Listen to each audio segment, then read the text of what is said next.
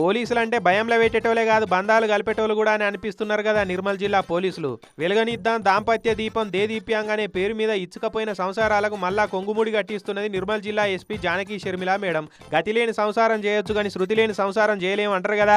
గట్లనే చాలా మంది శృతి కలవక లొల్లి పంచాదులు పెట్టుకొని ఇడుపుగాయుధాల కోసం పోలీస్ స్టేషన్లు కోర్టుల మెట్లు ఎక్కుతున్నారు.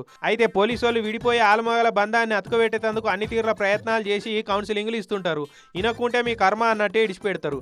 అయితే నిర్మల్ జిల్లా ఎస్పీ మేడం మాత్రం భరోసా సెంటర్లల్లా ఏదో నామకే వస్తే కౌన్సిలింగ్ ఇప్పించి పంపియనిస్తలేదు. ఉడుంపట్టు బట్టి ఎన్నిసార్లు అయినా సరే కౌన్సిలింగ్లు ఇచ్చైనా సరే ఒక జంటను విడిపోకుండా చూడాలి, సంసారాలను నిలబడేటట్టు చేయాలని స్టేషన్లలో సిఐలు ఎస్ఐ కానిస్టేబుల్లతోటి కౌన్సిలింగ్ ఇప్పిస్తున్నది. దాంపత్య దీపం అనే ఈ ప్రోగ్రాము నిర్మల్ జిల్లాలో 1 year బ్యాక్ స్టార్ట్ చేయడం జరిగింది. దీంట్లో 200+ విడిపోయిన జంటలకి మన విమెన్ పోలీసులతోటి కౌన్సిలింగ్ ఇవ్వడం జరుగుతుంది. ఇన్నరా ఇట్లా వెలుగనిద్దాం దాంపత్య దీపం దేదీప్యాంగ్ అనే కార్యం పెట్టి ఏం తక్కువ ఇయ్యాలా 200 జంటలను మళ్ళా కలిపిర్రు నిర్మల్ జిల్లా పోలీసులు. ఇక ఏదో అప్పటి మందం కౌన్సిలింగ్ ఇచ్చి ఇడిచిపెట్టుడే కాదు మళ్ళా కూడి ఉంటున్నారా కుతకుత ఉడుకుతున్నారా అని కూడా ఫాలో అప్ చేస్తూనే ఉంటారట.